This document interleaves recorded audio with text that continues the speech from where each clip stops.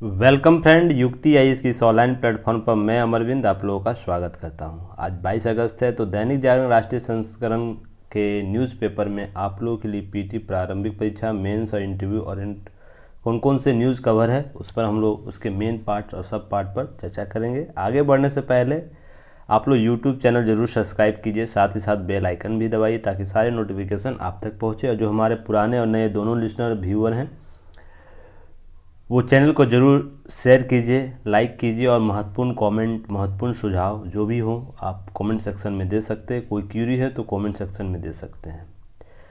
युक्ति आईएएस का ऐप ज़रूर डाउनलोड कीजिएगा ताकि आप लोग को जो भी सुविधाएं दी जा रही युक्ति आईएएस पर टेस्ट सीरीज़ के माध्यम से तो आप लोग को उपलब्ध बहुत लो प्राइस में आप लोगों को टेस्ट अवेलेबल कराया गया है। डिस्क्रिप्शन बॉक्स और कमेंट बॉक्स में सभी महत्वपूर्ण लिंक दिए रहते हैं। टॉपिक आप लोगों को आज से कमेंट सेक्शन में दिया जाएगा, तो आप लोग कमेंट सेक्शन जो होता है यूट्यूब पर वो ज़रूर देखिए कि आज के पेपर एनालिसिस में कौन कौन से टॉपिक को कवर किया गया है। तो चलिए हम लोग आगे बढ़ते हैं। देखिए, जो जांच चल रही है आबकारी नीति घोटाले में उसी पर एक नया टूलकिट मॉड्यूल में जांच प्रारंभ किया है सीबीआई। बहुत से कॉमेडियन का नाम आया है इसमें और साथ ही साथ बहुत से लोगों का, कंपनियों का नाम इस पर आ रहा है। तो अभी चीज़ें बहुत उभर कर सामने आएगी, जो भी होंगे परत दर परत सामने जांच के दायरे में आएंगे। तो ये घटनाक्रम लगातार अब चलेगा। तो इस पर हम लोग अंतिम में जाके कहीं महत्वपूर्ण रिलेटेड न्यूज़ आएगा तो उसको हम लोग कवर करेंगे। जांच जो प्रक्रिया है वो उस पर हम लोग विशेष चर्चा नहीं करेंगे। अंतिम जो चार्जशीट दाखिल किया जाएगा, साथ ही साथ जो निर्णय आएगा उस पर हम लोग विशेष रूप से चर्चा करेंगे। इससे रिलेटेड पहले भी न्यूज़ कवर किया जा चुका है, आबकारी नीति क्या है और क्यों मामला इतना संदिग्ध हो गया है, इससे संबंधित जो भी डायग्राम थे उस पर पहले ही चर्चा किया जा चुका है। आप लोग जो लिस्ट दिया जाता है टॉपिक का, तो उस पर जाके आप लोग इसे कवर कर लीजिएगा किस दिन यह टॉपिक कवर हुआ है। और सभी जगह लिंक आप लोगों को प्रोवाइड किया जाता है, फेसबुक, व्हाट्सएप, टेलीग्राम और साथ ही साथ कमेंट सेक्शन में भी आप लोगों को सारे लिस्ट दिए हुए हैं। तो आप लोग ज़रूर उसे देखिएगा। चलिए हम लोग आगे बढ़ते हैं। देखिए, आज के न्यूज़ में आप लोगों के लिए पीटी मेंस और इंटरव्यू ओरिएंट यह न्यूज़ बहुत ही महत्वपूर्ण है। चीन ने सीमा समझौता सम्मान नहीं किया है, तो उसके संदर्भ में जयशंकर जी के द्वारा बोला आपसी रिश्ते अगर ख़राब हो रहे उसका मुख्य वजह यही है कि जो सीमा समझौता है उसका सम्मान चीन ने ही किया है। तो जयशंकर जी का यह बयान पुनः आया है, तो यह बहुत ही महत्वपूर्ण बयान है। इसी के संदर्भ में सारे जो विदेश नीति है चीन के संदर्भ में भारत का वो स्पष्ट होता है कि हालिया जो स्थिति है किस रूप से बदली है, परिवर्तित हुई है। तो उस पर हम लोग विशेष रूप से चर्चा करेंगे। उससे पहले कुछ न्यूज का क्रक्स है उसे आप लोग देख लीजिए। जैसे 2009 से 13 तक के जो भारत के राजदूत जयशंकर है, उनके पड़ोसी देशों में वो हर कोई अपने पड़ोसी के साथ मित्रता के साथ रहना चाहता है, पर लेकिन वो हर कोई पड़ोसी के साथ उसी उचित शर्तों के साथ रहना चाहता है। तो यहाँ पर उचित शर्त की चर्चा की गई है और यह जरूरी भी है। किसी देश दो रिश्तों के बीच, दो संबंधों के बीच एक उचित न्यूट्रल वे में एक शर्त होनी चाहिए ताकि दोनों एक दूसरे से प्रतिबद्ध हो। तो यह भी महत्वपूर्ण एक टर्मिनोलॉजी यूज किया गया है। हो सकता है आप लोग के एग्ज़ाम में यह पूछा जा सके मेंस के फॉर्म में। साथ ही साथ इनके द्वारा स्पष्ट कहा गया यदि आपको बेहतर संबंध बनाने हैं तो एक दूसरे के प्रति सम्मान होना चाहिए और प्रत्येक के अपने हित होंगे और हमें एक दूसरे का चिंताओं के प्रति संवेदनशील होने की ज़रूरत है। बहुत से ऐसे मुद्दे हैं जहां पर दोनों को एक दूसरे के साथ होना चाहिए और बहुत से मुद्दे पर ऐसा रहा भी है, चीन और भारत एक दूसरे के साथ दिया है, उस सभी पर हम लोग चर्चा करेंगे। साथ ही साथ एक चीज़ और भी बताया गया, यूक्रेन युद्ध के संदर्भ में बातें की गई है। तो देखिए, यहाँ पर जो अंडरलाइन PDF है आप लोग को टेलीग्राम चैनल पर दिया जाता है, तो आप लोग टेलीग्राम चैनल से जुड़िए, डिस्क्रिप्शन बॉक्स में लिंक दिया रहता है। इसके मेन पार्ट जो है, इसके महत्वपूर्ण इस न्यूज़ से रिलेटेड जो की नोट्स आप लोगों के लिए उपलब्ध है तो आप लोग ज़रूर देखिएगा और आपका जो भारत चीन संबंध है उसको काफ़ी हद तक यह जो आज का न्यूज़ है उसे कवर कर देगा। इससे अतिरिक्त जो चीज़ें अपडेट होता है वो समय समय पर अपडेट कर दिया जाएगा। तो देखिए, भारत चीन विवाद के मुख्य कारक या मुख्य बिंदु बहुत से हैं, जिसमें कुछ खास को हम लोग चर्चा के इस पर हम लोग डिस्कशन करेंगे। जैसे सीमा विवाद एक बहुत महत्वपूर्ण मुद्दा है दोनों बीच भारत चीन रिश्तों के संदर्भ में। जैसे पाकिस्तान के संदर्भ में देखने को मिलता है, उसी तरह चीन, क्योंकि हमारा पड़ोसी देश एक लंबा सीमा साझा करता है, लगभग 4000 किलोमीटर के आसपास सीमा या लगभग साझा करता है भारत के संदर्भ में। तो ये बहुत ही महत्वपूर्ण, इतनी बड़ी सीमा के साथ कोई देश विवाद सीमा विवाद जरूर होगा, तो इसके संदर्भ में कुछ चीज़ें स्पष्ट हो। विश्व के सभी देश जो लंबी सीमा रेखा साझा करते हैं उनके बीच सीमा विवाद जरूर होता है। उसके बीच एक मध्यस्थ संतुलन की आवश्यकता होती है, तो वही कायम करने की ज़रूरत है।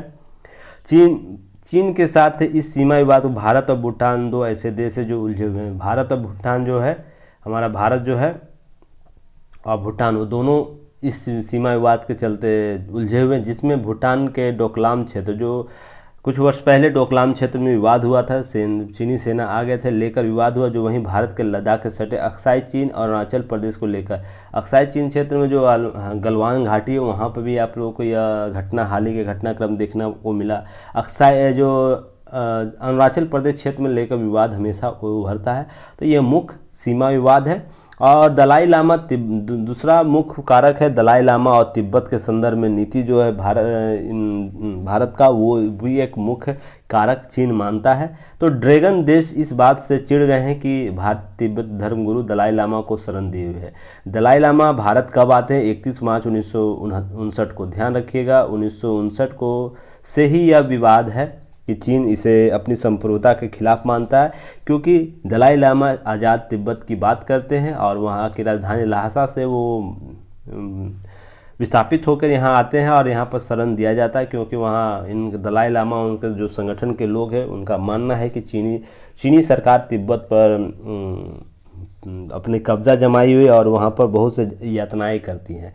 इसकी मौन स्वीकृति कहीं ना कहीं भारत देता है, जब पर भारत के अपने हित हैं, क्योंकि यहाँ बौद्ध धर्मावलंबी का जन्म होता है और विकास होता है, बहुत विस्तृत रूप से विश्व में जाता है। तो उसके संदर्भ में भी यह दलाई लामा का शरण उचित लगता है भारत को। तो इसी संदर्भ में हालांकि चीन इसे अपना विवाद का कारण मानता है। ध्यान रखिएगा नोट्स, तेंजिन ग्यात्सो, जिन्हें 14वां दलाई लामा के नाम से जानते हैं। दलाई लामा किसी का नाम नहीं है, ध्यान रखिएगा, यह पद का नाम है, पदवी है। और इस पदवी पर 14वें जो दलाई लामा, उनका नाम तेंजिन ग्यात्सो है। तो ध्यान रखिएगा, ये नोट आप लोग कंफ्यूज मत होइएगा। दलाई लामा कोई व्यक्ति का नाम है, दलाई लामा एक पद का नाम है, उपाधि का नाम है। नेक्स्ट है स्ट्रिंग ऑफ पर्ल्स, भी एक विवाद का कारण दोनों बीचों के बीच, जो दोनों राष्ट्रों के बीच, जिसमें स्ट्रिंग ऑफ पर्ल्स क्या है? भारत को घेरने के लिहाज से चीन द्वारा अपनाई गई एक अघोषित नीति है। यह घोषित नहीं है, पर अघोषित रूप से यह स्पष्ट होती है कि भारत के जो भी आसपास के क्षेत्र है, वहाँ पर यह आपको बंदरगाह देखने को मिलता है। तो यह भी महत्वपूर्ण है। जैसे चीन द्वारा समुद्री पहुंच के आसपास बंदरगाह और नौसेना ठिकानों का निर्माण किया जा रहा है, जिसमें पाकिस्तान का ग्वादर बंदरगाह, बांग्लादेश का चटगांव, श्रीलंका का हबनबोटा। इसी प्रकार आप लोगों को और भी इससे रिलेटेड बहुत सी न्यूज़ को कवर किया गया। प्लेलिस्ट जरूर जाके देखिएगा, प्लेलिस्ट में आपको स्ट्रिंग ऑफ पर्ल्स के संदर्भ में जानकारी विशेष मिल जाएगी, सभी सूक्ष्म अवलोकन वहाँ किया गया। पर मूल रूप से यह स्ट्रिंग ऑफ पर्ल्स भी एक कारक है दोनों देशों के बीच विवाद का। नेक्स्ट है नदी जल विवाद भी एक कारक है, जैसे पाकिस्तान में जल विवाद है। पर यहाँ नोट ध्यान रखिएगा, कोई औपचारिक संधि भारत और चीन के संदर्भ में नहीं है नदी जल को लेकर, पर भारत पाकिस्तान के संदर्भ में वहाँ पर स्पष्ट समझौता है। तो यह भी एक मूल अंतर आप लोगों को देखने को यहाँ मिल जाता है। ब्रह्मपुत्र नदी जल बंटवारे के लिए को भारत और चीन के बीच विवाद हमेशा बना रहता है। जैसे चीन द्वारा ब्रह्मपुत्र नदी के ऊपरी इलाके कई बांध का निर्माण, जिसमें भारत हमेशा प्रतिरोध करता है, विरोध करता है। तो यह एक महत्वपूर्ण कारक भी है नदी जल विवाद, जिसको जल्द से जल्द सुलझाने की आवश्यकता, एक बेंच पर आने की आवश्यकता है। पर वर्तमान स्थिति है कि इन दोनों के बीच कोई औपचारिक संधि नहीं है इस नदी जल को लेकर। नेक्स्ट है भारत को जो NSG है, सप्लायर ग्रुप जो होता है, परमाणु आपूर्ति करता है, समूह के सदस्य बनने में चीन भारत के मंसूबों पानी फेर देता है, क्योंकि वो समर्थन नहीं करता है चीन का। तो भारत का समर्थन नहीं करता है चीन, तो यह भी एक मुख्य कारक है विवाद का। तो नई दिल्ली जो जून 2016 में इस मामले को जोरदार तरीके से उठाया गया था। तत्कालीन विदेश सचिव जो थे एस जयशंकर, उन्होंने एनएसजी के प्रमुख सदस्य देशों के समर्थन के लिए सियोल की यात्रा भी की थी। उसके संदर्भ में बातें देखने को मिलती है। तो अभी जयशंकर की चर्चा हो रही, इसलिए जयशंकर का 2016 का मैंने चर्चा किया यहाँ पर, तो आप लोग जरूर ध्यान रखिएगा। कहीं से भी प्रश्न पूछा जा सकता है पीटी ओरिएंट, और इसके सब पार्ट से ही प्रश्न उभर कर आता है, तो आप लोग महत्वपूर्ण रूप से इसे ध्यान रखिएगा। नेक्स्ट है भारत के खिलाफ जो आतंकवाद का समर्थन करता है चीन, कमोवेश यह भी एक मुख्य कारण है विवाद का। जैसे एशिया में चीन भारत में अपना सबसे बड़ा प्रतिद्वंदी मानता है, ध्यान रखिएगा। घोषित रूप से चीन हमेशा भारत का प्रतिद्वंदी मानता है। और साथ ही साथ अबोर प्रोजेक्ट जो one belt one road project Bharat चीन को पाक की ज़रूरत है, तो इसी संदर्भ में अघोषित रूप से उसे समर्थन भी करता है इन पराक्रम तरीके से। और साथ ही में पाकिस्तान में चीन बड़े पैमाने पर निवेश कर रहा है।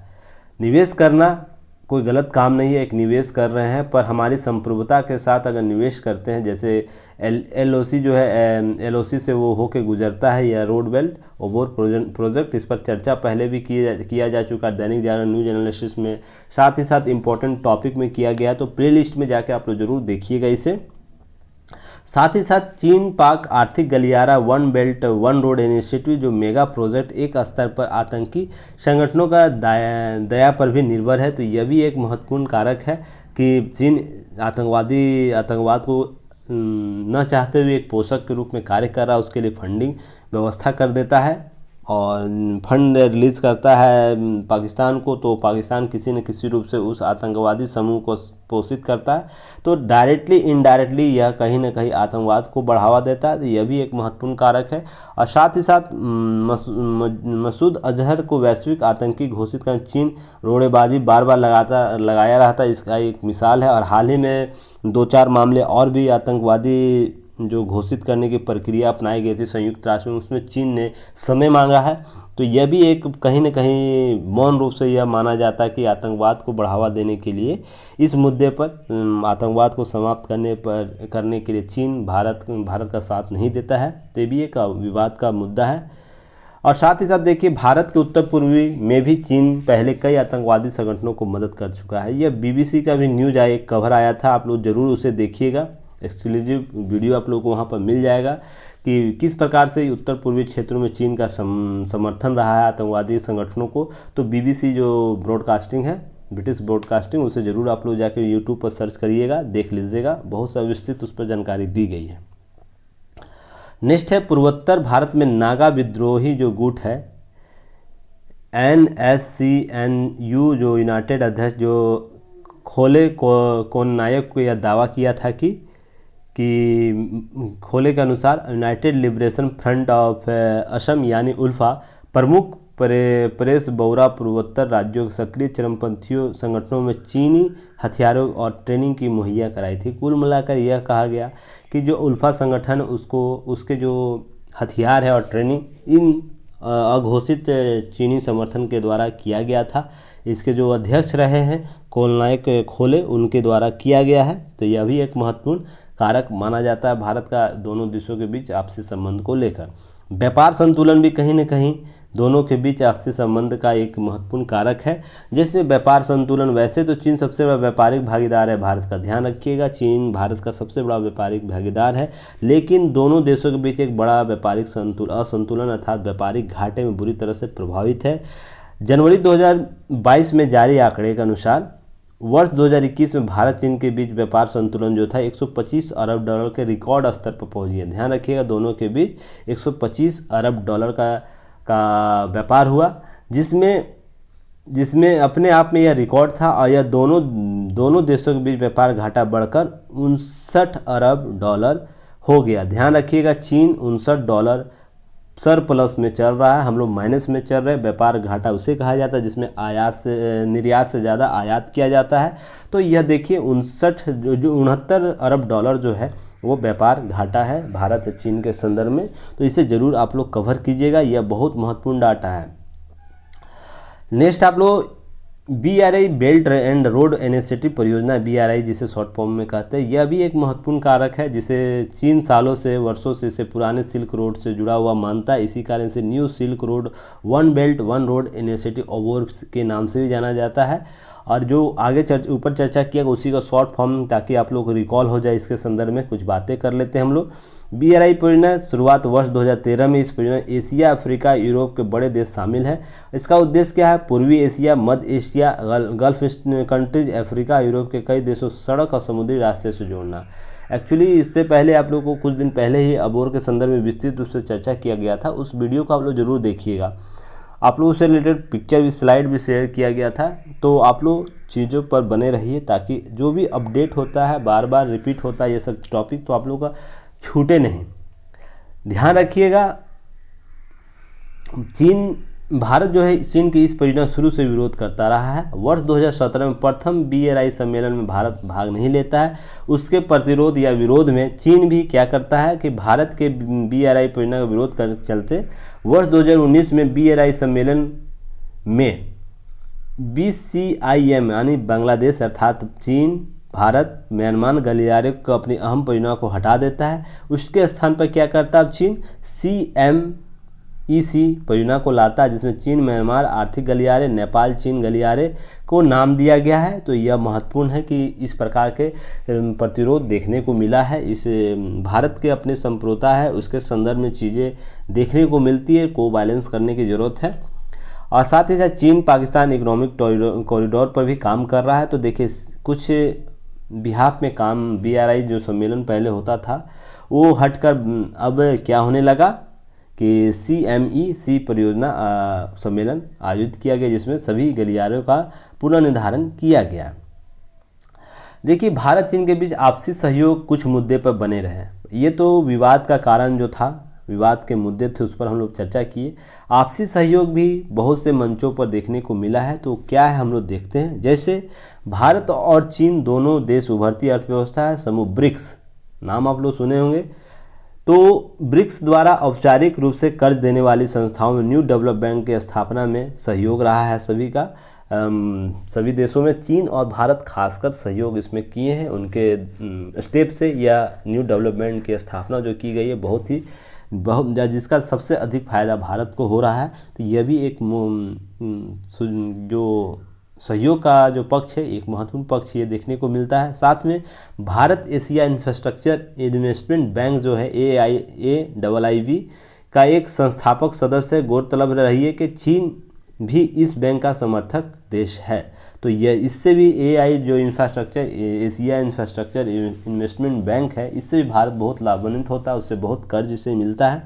तो इसके भी और इस मुद्दे पर चीन भी स्वीकृति देता है।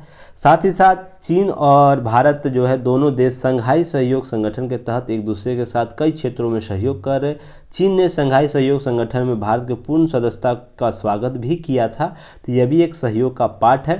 हालांकि इसके बिहाफ में पाकिस्तान भी आया था, तो एक अलग वो मुद्दा है। पर भारत के संघाई सहयोग संगठन में शामिल होने से पूर्ण सदस्यता जब दी गई तो वहाँ पर स्वागत किया गया। और इस SOE जो संघाई सहयोग संगठन है, इसके बारे में पहले भी वीडियो बना है टेलीग्राम चैनल पर।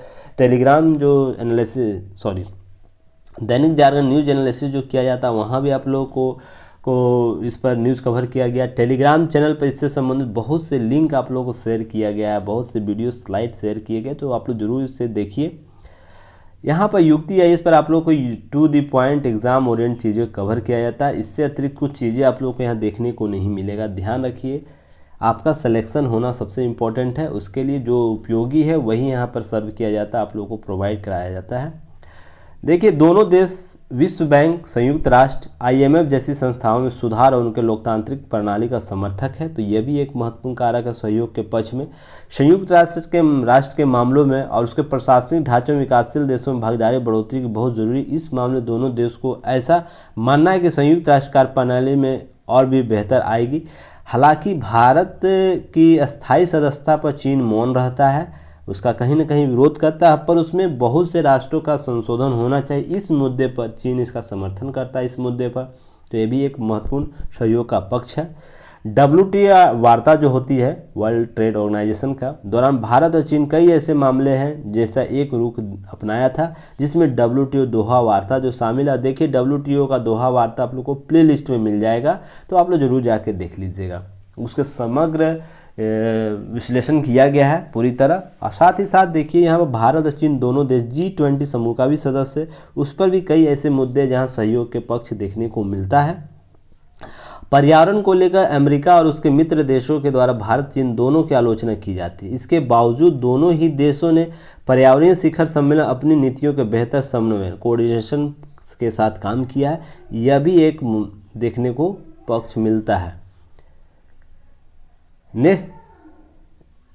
नेक्स्ट है पंचशील समझौता है। पंचशील समझौता बहुत महत्वपूर्ण है दोनों देशों के बीच। चीन और भारत जो है तिब्बत क्षेत्र में बीच व्यापारिक समागम समझौते पर आधारित यह है पंचशील समझौता। इस पर चीन के उप विदेश मंत्री जो थे चांग हांगफू और भारतीय राजदूत जो एन राघवन के बीच हस्ताक्षर होता है।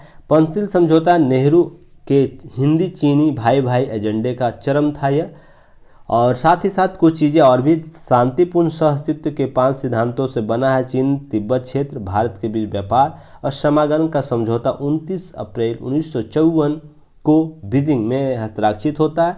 इन अवधारणाओं की पहली औपचारिक अभिव्यक्ति इसको मानी जाती है।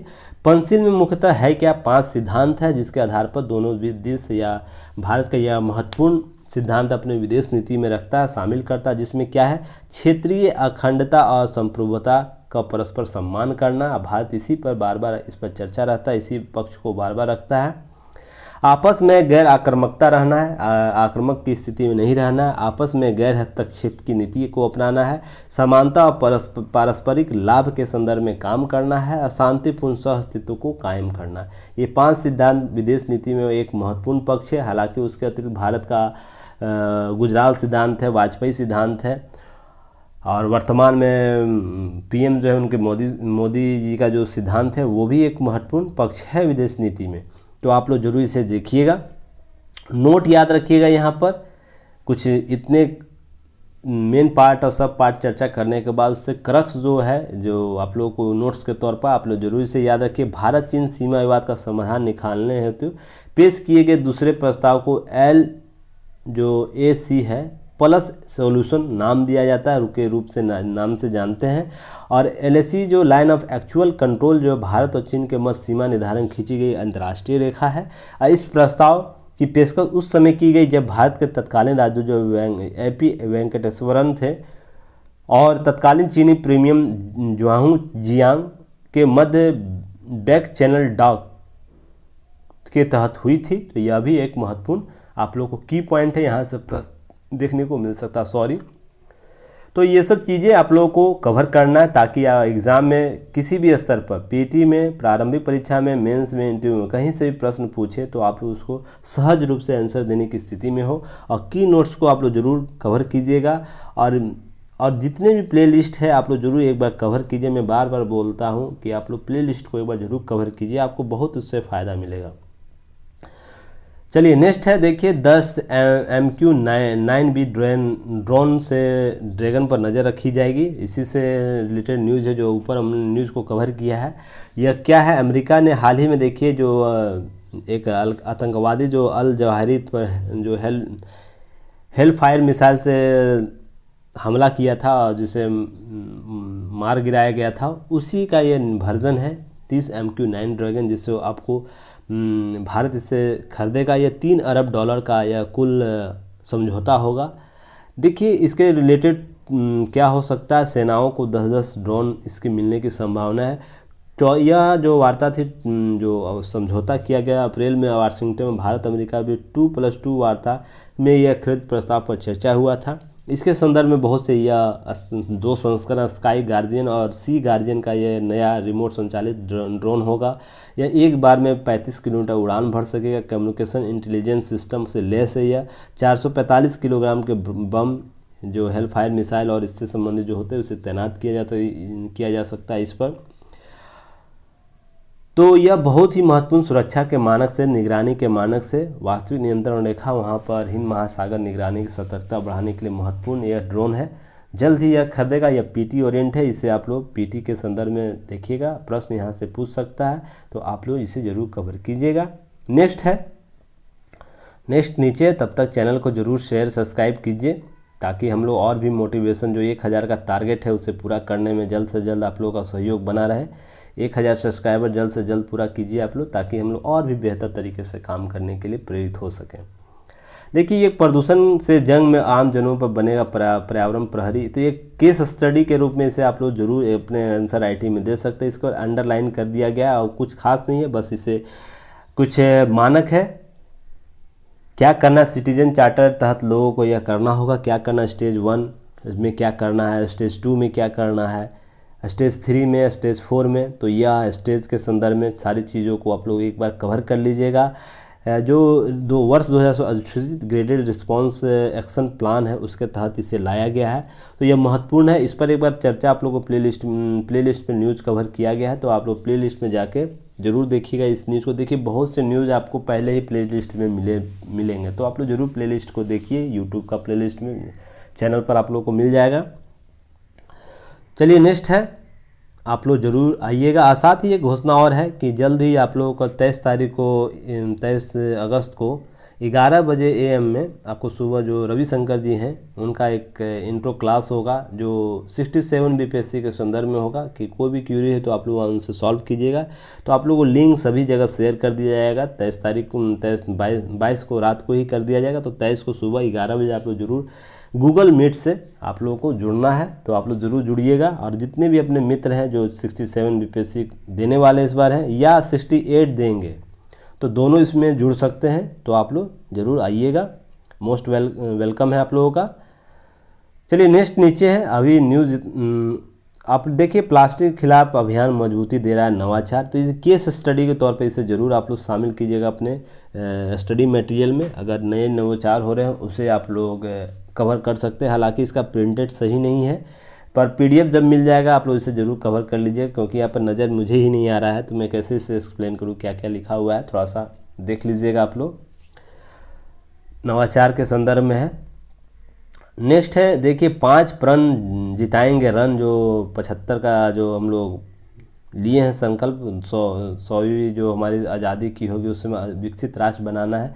तो इस तरह सुधारों से बनेगी बात, केवल हवाई बात करने से नहीं होगी, तो कुछ सुधार है उसके लिए बात की गई है। जैसे विकसित होने का श्रेणी क्या है, तो जो विश्व बैंक है उसे विकसित श्रेणी के लिए क्या करता है, डॉलर के हिसाब से वर्गीकरण करता है। निम्न आय, निम्न मध्य आय, उच्च मध्यम आय और उच्च आय वाले श्रेणियों में। अब भारत लगभग 2277.4 डॉलर के साथ निम्न मध्यम आय वाले देशों की श्रेणी में, तो बहुत कार्य करने की ज़रूरत है। जबकि उच्च आय वाले के लिए क्या है, विकसित श्रेणी क्या है, 12,000 डॉलर। सोच के देखिए हमें कितना लंबा, लगभग 8,000 डॉलर का सफ़र तय करना है, लगभग 7800 डॉलर के आसपास का। तो लंबा सफ़र है, बहुत ही महत्वपूर्ण यह लक्ष्य हो सकता है, तो आप लोग इसे ज़रूर देखिए। कुछ फिर नेक्स्ट है, मैन्युफैक्चरिंग के संदर्भ में निवेश करने की बात इनके द्वारा की गई। बहुत हद तक ये सही भी है। कोई भी राष्ट्र तभी विकसित होता है जहाँ मैन्युफैक्चरिंग हब वो देश होता है। जितने भी विकसित राष्ट्र आपको श्रेणी में नज़र आ रहे होंगे, वहाँ पर आपके एक जरूर मानक देखें, वहाँ मैन्युफैक्चरिंग की स्थिति जो कंडीशन है बहुत बेहतर होगी। तो आप लोग इसे भी आप देख सकते हैं, मैन्युफैक्चरिंग। इसके लिए PLI जो इनिशिएटिव लिया है भारत सरकार के द्वारा, ये बहुत ही सराहनीय कदम है, जो बहुत से मैन्युफैक्चरिंग को डेवलप करेगा। तो यह भी आप लोगों को एक ध्यान रखना है। नेक्स्ट है, कारोबार सुगमता यानी ईज ऑफ डूइंग बिजनेस के मामले में खुद को और बेहतर करने की ज़रूरत है, यह भी एक रेखांकित किया गया है, तो इसे आप लोग ज़रूर देखिएगा। पहले क्या था, 2014 में 142वीं रैंकिंग से 2020 में 63वीं रैंकिंग पर हम लोग आते हैं, तो कितने स्तर पर सुधार होता, और भी सुधार करने की ज़रूरत है। और जो इन्फोर्समेंट ऑफ कॉन्ट्रैक्ट यानी अनुबंधों का परिवर्तन का मानक पर भी हम 163वें स्थान पर है, तो देखिए कितना इसमें सुधार करने की ज़रूरत है। अगर ये सुधार होता है तो कहीं ना कहीं हम लोग विकसित राष्ट्र की श्रेणी में आएंगे। साथ ही साथ भारत के सुधार को हमेशा संदेह की दृष्टि से देखा जाता है, तो यह भी एक बहुत बड़ा है। जैसे कृषि सुधारों का हो या श्रम सुधारों को, न्यायिक सुधारों को हमेशा भारत के आम जनों द्वारा उसे संदेह की दृष्टि से देखा जाता है। तो हमें एक समान मापदंड को अपनाते हुए आगे बढ़ने की ज़रूरत है कि सरकार किसी भी रूप से जो कार्य कर रही है या आने वाली सरकार जो काम करेगी वो जनता के हित में होती है। तो इसके संदर्भ में चीज़ें देखने, उस पर वाद विवाद हो सकता है, पर प्रतिरोध की भावना एकदम नहीं होनी चाहिए। साथ ही साथ एक बात और स्पष्ट की गई, विकास का अर्थ मात्र प्रति व्यक्ति आय बढ़ाना ही नहीं होता, बल्कि सामाजिक और मानव विकास के इसके अनेक घटक हैं, उसे भी बेहतर करने की जरूरत, जैसे स्वच्छ भारत अभियान, आयुष्मान भारत, पोषण अभियान आदि अच्छे नतीजे मिले हैं, तो यह भी एक कारक बनेगा विकसित देश की श्रेणी में लाने में। साथ ही साथ हमें विरासत पर गर्व होना चाहिए, जो भी विरासत हमारी है वो उसका गर्व होनी चाहिए सभी भारतीयों में।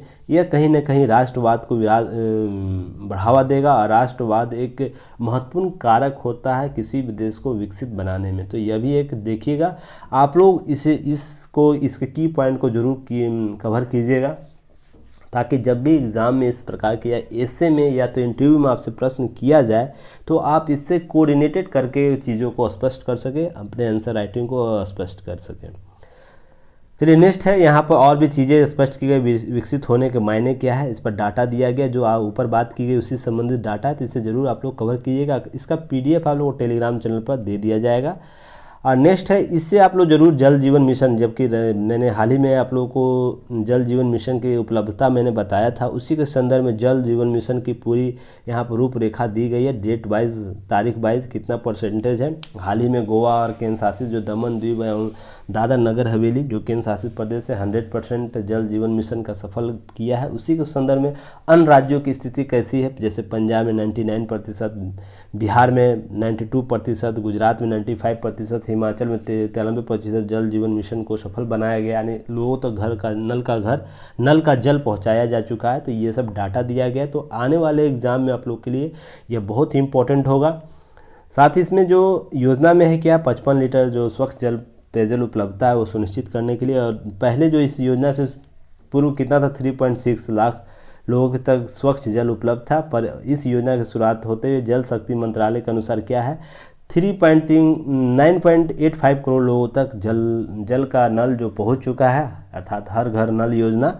तो यह महत्वपूर्ण है कि यह 51% ग्रामीण परिवारों तक स्वच्छ जल पहुंच चुका है, तो यह बहुत बड़ी उपलब्धि है। तो यह भी आंकड़े के रूप में आप लोग को कार्य देगा। कुछ प्रश्न है यहाँ पर कि नदियों का जल सूख रहा है, लगातार जल घट रहा है, जल स्तर विलुप्त हो रहे हैं, तो तालाब भी प्रदूषित जल हो रहा है, तो कैसे हम स्वच्छ जल का नल हर घर तक हम लोग पहुँचाएँगे, तो यह एक प्रश्न है। तो इसे हम लोग विभिन्न न्यूज़ में इसे कवर भी किया है, तो सभी जब आप पढ़ते हैं तो चीज़ें स्पष्ट होती है।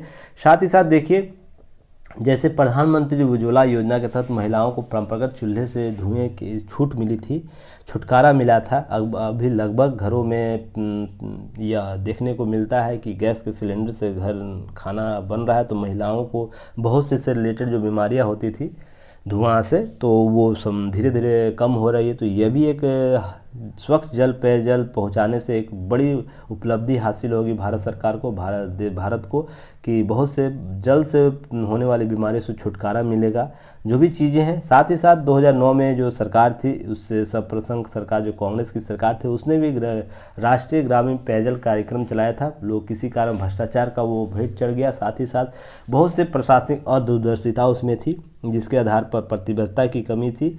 तो यह लक्ष्य कहीं ना कहीं पूरा नहीं हो सका। तो इसके संदर्भ में डाटा दिया गया, तो आप लोग इसे ज़रूर कवर कीजिएगा ताकि आप इसके महत्व को समझ सकें। देखिए, जल जीवन मिशन केवल जल तक पहुंचाने का एक मिशन नहीं है, बहुत ही सामाजिक परिवर्तन को यह स्थापित करेगा।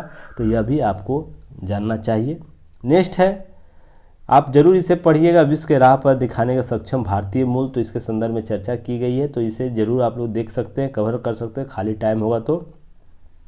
एक बहुत ही महत्वपूर्ण न्यूज़ देखने को मिला आज, औद्योगिक परियोजनाओं में बढ़ी है यूपी राजस्थान की हिस्सेदारी। जो बीमारू राज्य से जो संबंधित थे, जिनका वर्गीकरण किया है, तो वहाँ पर औद्योगिक विकास बढ़ा है, जिसमें पहले क्या होता, 10 वर्ष पहले लगने वाली जो परियोजना, काफ़ी दिलचस्पी क्या होता था, अधिकांश तस्वीर पेश के 10 वर्ष पहले क्या था, अधिकांश नई औद्योगिक परियोजनाएँ उड़ीसा, पंजाब, महाराष्ट्र में लगाई जाती थी। पर वर्तमान में यह देखने को मिल रहा है कि जो नई योजनाओं का 55% हिस्सा क्या है, राजस्थान, उत्तर प्रदेश, गुजरात, तमिलनाडु, कर्नाटक, बिहार जैसे राज्यों में भी यह देखने को मिल रहा है। उड़ीसा में यह घटकर 2.1% हो गया, उड़ीसा की हिस्सेदारी घसी है।